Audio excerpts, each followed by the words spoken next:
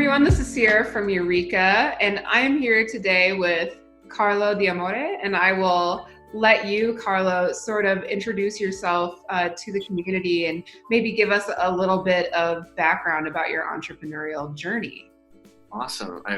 First of all, thank you so much for having me on this. I'm super excited. I think what you're all doing is fantastic, and I'd love to be involved. So thank you so much. Yeah. So a little bit of background.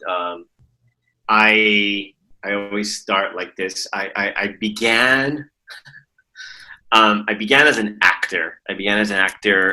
Back in the day. I started acting when I was in high school, and I was not a very good student. I was like a straight D student. I was always looking out the window, always fantasizing. And drama was the first class that I took. It was an elective class where the teacher singled me out and was like, Carlo, look at Carlo. And I started thinking, oh, wow, there's something here. There's something here. And so I began as an actor, and I grew up. My learning years were in California, in the Bay Area. And I achieved a fair amount of success. And you can't tell from just my voice, but I am short. I'm 5'6", so I always got a lot of ingenue parts. So even in my late 20s, I was playing teenagers and became a working actor in the Bay Area. And then, of course, I wanted more, so I came to the big city, New York City, the big rotten apple. Which I love to death. And in New York, when you get to New York, it's all of a sudden you're like, oh, wow, much bigger pond.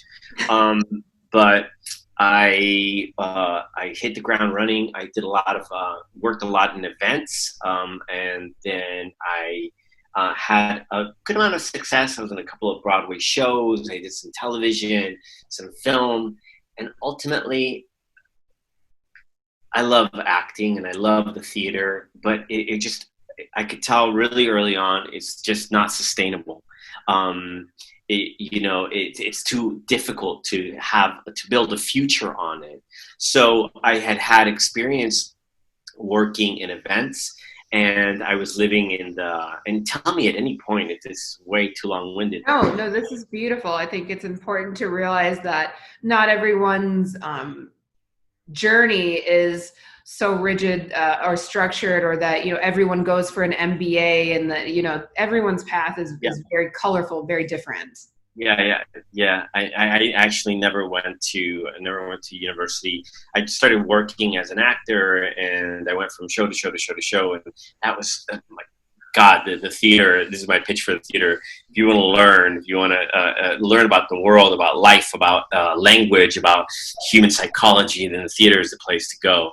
And because I had all that background and had all that knowledge base, and I started working in events, we just by synchronicity, I started to live in the Lower East Side, and I first moved to New York City. And I saw late 1990s, I saw the gentrification that was happening. And I was like, oh, wow, there's so many people coming into this neighborhood. And I got a job at a museum, the Lower East Side Tenement Museum. And I'm a history lover. It's the one subject that I really like because it's story, right? So I'm a storyteller. That's at the core, I think, of everything I do is I tell stories. Even in my coaching work, it's all based on story.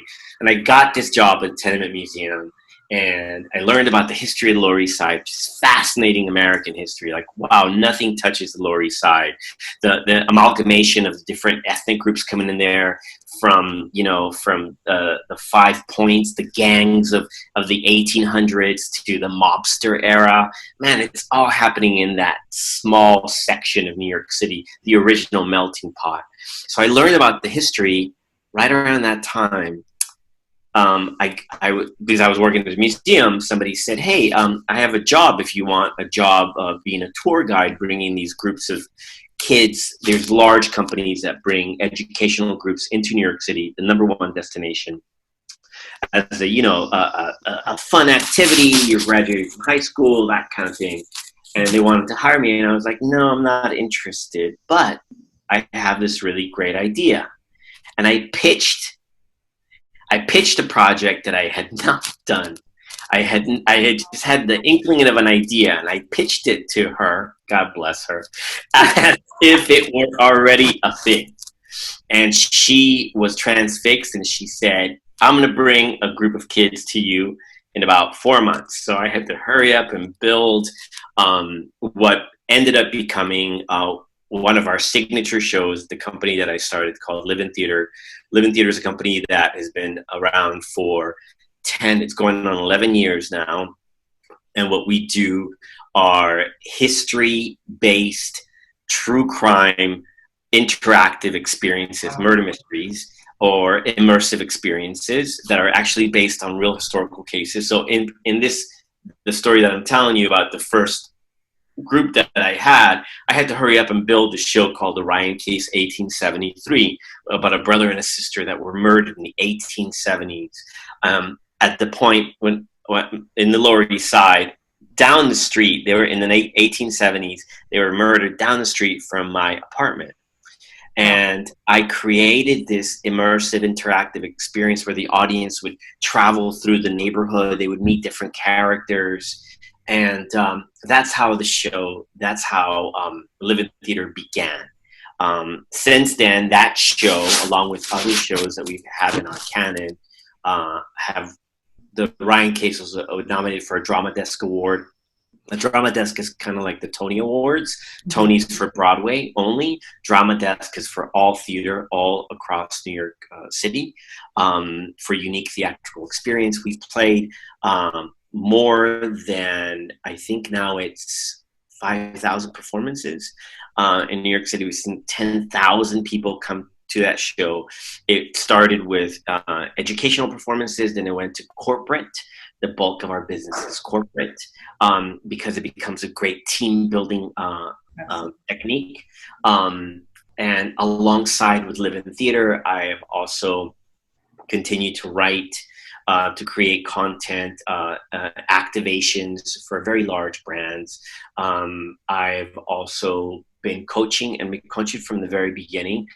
Began coaching actors in not only the techniques of acting, but also how to become a success and what that really means when you're a creative individual, which is a very difficult and layered sort of like mindset.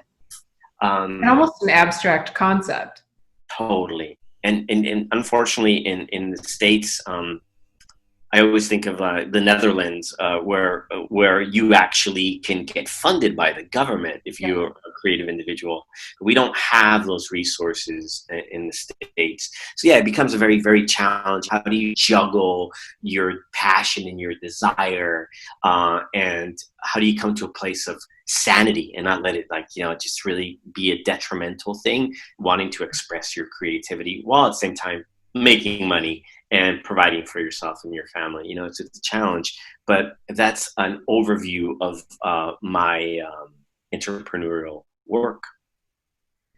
Which is absolutely beautiful. I think that the journey you've experienced as an entrepreneur, and as you said, how layered really the subject matter of your coaching is, really leaves a lot of flexibility to come at this from a very personal and individual level, probably for anybody that you're coaching then. Yeah, absolutely. And I always try to meet people where they're at. It really, I think at the core, we all want the same thing ultimately, right? We all want to again, that word success. We want to be acknowledged. We want to work in an environment where we feel like we are making a difference, where we are achieving our dreams. And being an entrepreneur is really, really hard, but it's also incredibly rewarding, and it's about taking those little wins and holding on to those little wins, because eventually those little wins add up, and it might take a really long time, and it's different for everybody. That's why it's fascinating. Some of the clients that I have are just, they vastly different professional points of view and what the goals are. So I always try to meet people where they're at, and yeah. So meeting someone where they're at, Yep. that's very personal. And Yep. I'm wondering how you see, you know, the intersection of identity play a part there, then, particularly if you're a queer person trying to step into this space and trying to own your success, and if that impacts somebody in ways that are unique, or if in your coaching, you know, you try to move past identity. Yeah, you definitely want to meet people where they're at. I think identity, for me, as a member of the LGBTQ community, it's, I don't know if I'm going to answer your question correctly, but because it is a layered question, but I think that, and I love it, that it's layered. Everything I do is, this is going to sound weird, but everything I do comes from me, right? Everything comes from my background, from my identity, right? The work that I creatively with my company, the work that I've created, I never really like thought. A lot of the times, all of the pieces, even if it's a historical murder mystery that's based on a true crime that happened in the 1800s, when I pull back far enough, you know, from 5,000 feet away, I can see that is a part of me. It's a part of me. There's a reason I was drawn to that particular case, and ultimately everything comes from my identity, and that makes is my upbringing, the fact that I am Latino, the fact that I am gay, the fact that I am an immigrant, the fact that I was illegal for a very long time, the fact that now I'm an American citizen. I bring all of that with me, and if I see a client that identifies with some of those things that are similar to me, great, that's awesome, because we have a connector, right? But I don't have to work with clients who are anything like me, and I don't. I have clients who are vastly different than me. So I think, sorry if I knocking the table over, I got a little bit confused there, but I think I answered your question. Did I? Yeah, you absolutely did. So there is space to bring yourself into this work, regardless of whatever that authentic self is. But for anybody you're taking on when you're meeting them where they're at, you know, you're going to honor those parts of their identity and help them learn how they can bring that into the work in a way that serves them and helps them push the work further. Yeah, absolutely. I mean, there's nothing but support and love, and I think at the core of what we, like I said earlier, the core of what we all want to be successful and to be loved and to be respected. So just recognizing that we're all the same, even though we're vastly different, yeah. We're all exactly the same. That's the dichotomy of being human, right? We're all so different and exactly the same at the same time. It's kind of like acting. So easy and so complicated at exactly the same time. You're like, what? Oh my God, I was such a confused actor. Oh my God. I feel like everyone is confused in their professions, and that sort of two things can exist at the same time, right? You can feel like this is exactly what you're supposed to be doing, and also feel like you have no idea what you're doing. Yeah. Wait, what happened? What am I doing? I'm running a business? What? How did that happen? What? To this place. But it is incredible. I do wonder, do you feel for you that those parts of your identity impact your entrepreneurship, or sort of the way you view that? Does being a gay man, does being an immigrant affect your approach to also, you know, being a business owner and the length? Yeah, definitely. I mean, when it comes to my business, maybe not so much my coaching, because, you know, I will coach anybody that needs help. You know, I'm game to listen to them and see if I'm a good match for them. But when it comes to my business, that's what I started to say earlier. Everything that I've created with my company, the immersive, the interactive shows, even the brand activations, like we did an enormous brand activation for Doers, where the task was basically turning 7 different Scotch malts that had been around for hundreds of years from Scotland. They were going to be introduced into the American marketplace. So I was brought in by this British company to create a one-night experience for 800 people, where they turned a huge location on Canal Street into these 7 installations, essentially.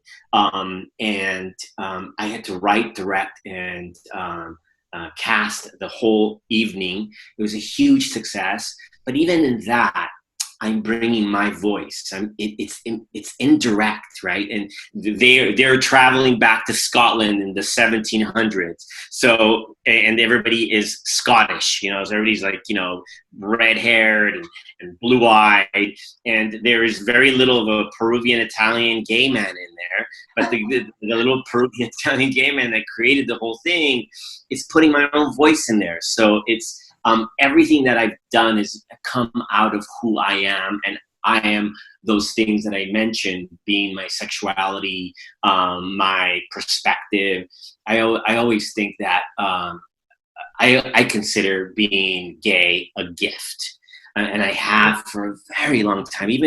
Even as difficult as it was when I was coming out in late,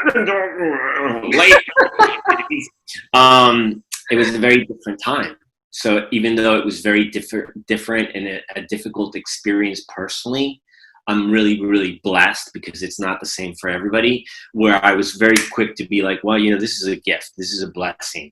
I love the fact the Native Americans, I think in all of the Americas, but certainly in the United States and North America, Native Americans considered the members of the tribes that were, they didn't call them LGBTQ, but people who were gay, or trans, they consider them to be a bridge between this world and the next. Those individuals were the shaman.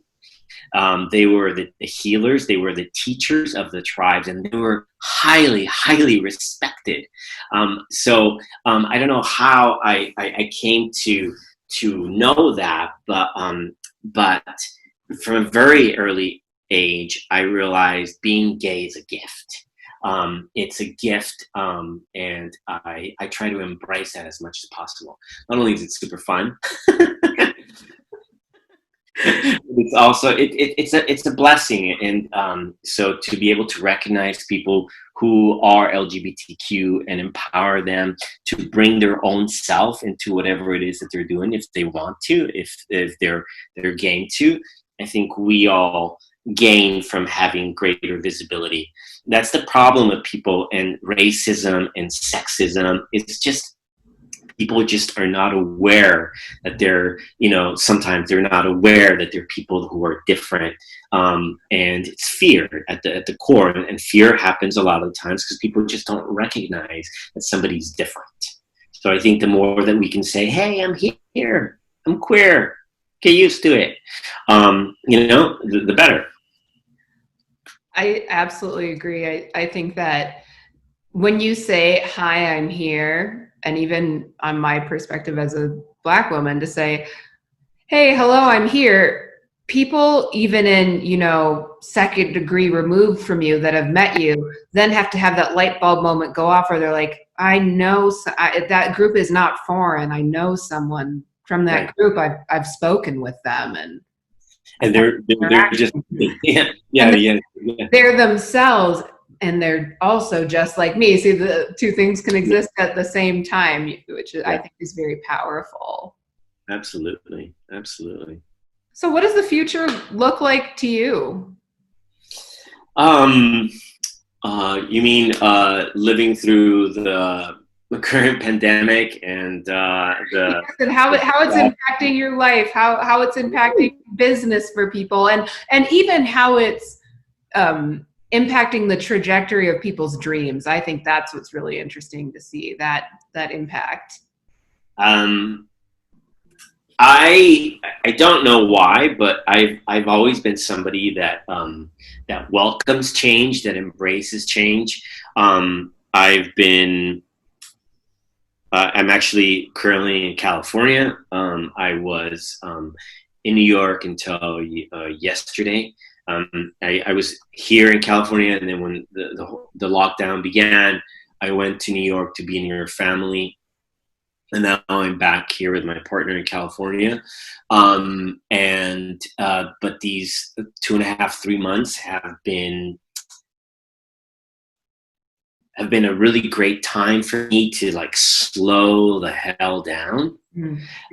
Have been a time for me to like center myself even more. So I've been pretty consistent about waking up at the same time. Even my work, my live event work has been severely impacted. We had clients that had booked. I might have mentioned already, but the bulk of our business is corporate.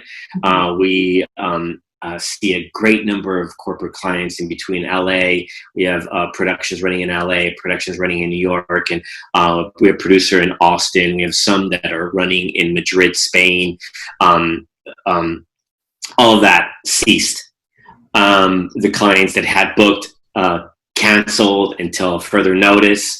But instead of freaking out, I just went, okay, then I need to slow down. I need to figure out what my next steps are. And what my next steps are, we are creating content. We're nothing if not flexible. The reason we are around 10 years later is because we've always rolled with the punches.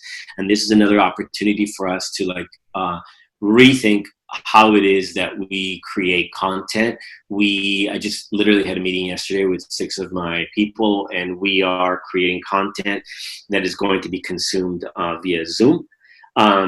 Because we know that their clients, especially their corporate clients, are aching for something to do with their colleagues that isn't work on Zoom. There's no happy hours happening right now. There's no team building live events. So we are creating content that's going to be consumed on Zoom. And I'm really excited about that because I've also been writing a great deal to create more content that's consumed via digital device. Because that's where the future is. I think one of the things that the coronavirus has done, it has kicked us all by force into this new chapter where so much of our time is spent online, and that has positives and it has negatives like anything else.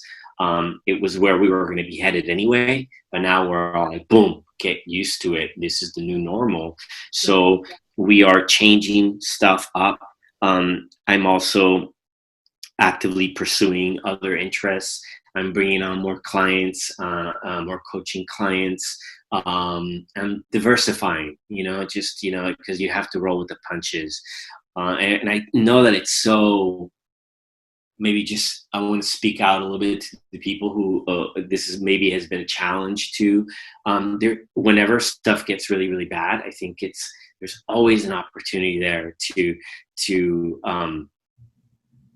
use that as a way to get stronger, as a way to take a breath, to see.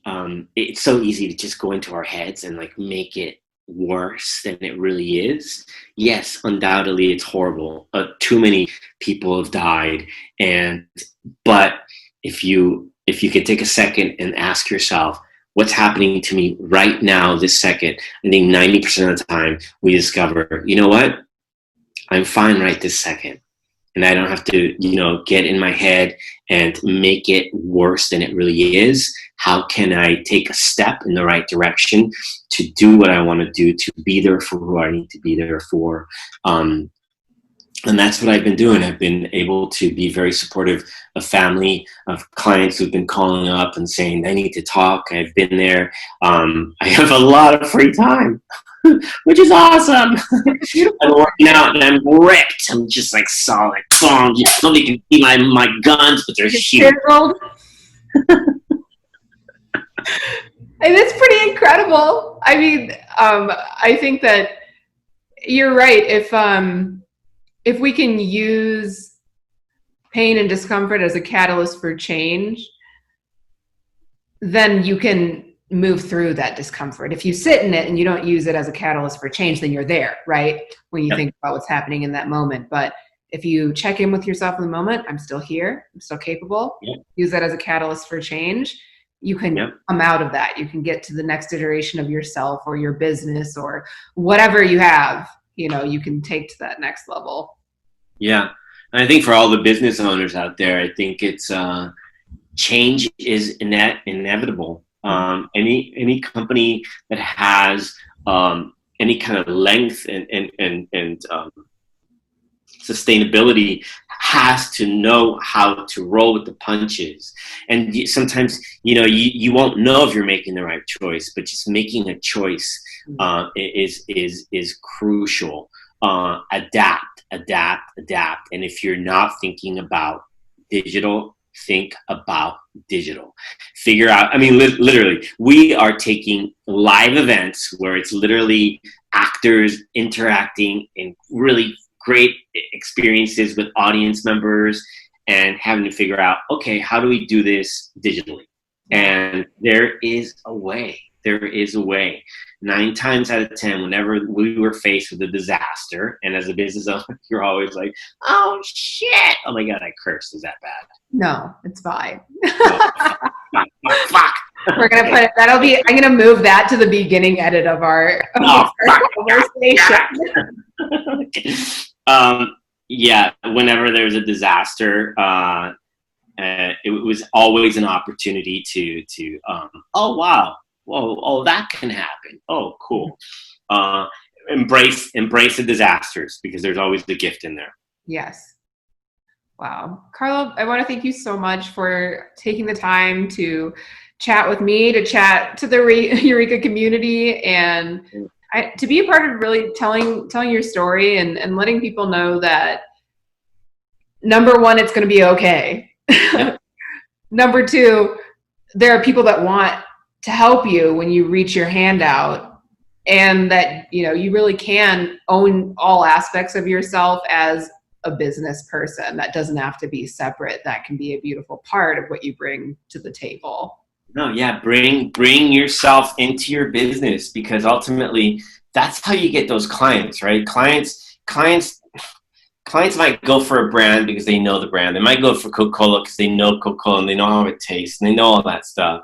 But if you could be the person behind Coca-Cola, if you could be that person that picks up the phone when somebody calls. Like we're living in a time where nobody answers the phone, right? Because it's so much easier to have an automated, especially for a small business, a new business. Be the person that answers the phone. Be the person that is there for the clients, because it's about human connection. I know it sounds so like, yeah, of course, it's about human connection, but really bringing yourself forward. I feel like there's so much anger, there's so much pain right now, and, that if we just take a second to be there for each other, I think we all win.